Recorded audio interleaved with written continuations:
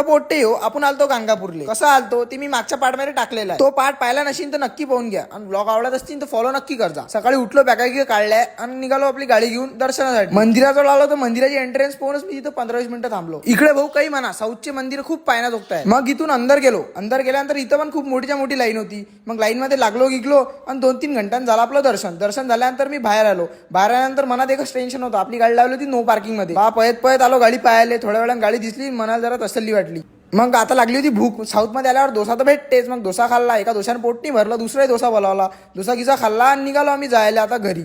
म्हटलं मा बाबा तुम्ही गाडी चालवा आता. जाता आता आई म्हणे चला म्हणे इथं संगम आहे, संगम पाहून घेऊ. मग इथं संगम वगैरे पाहिला. इथं दत्त मंदिर होतं एक, तिथं दर्शन वगैरे घेतलं आणि इथूनही निघालो आम्ही घरी जायला. जाता आता अजून मा आई म्हणे इथं स्वामी समर्थाचं केंद्र आहे, तिथेही जास लागते म्हणे आपल्याला.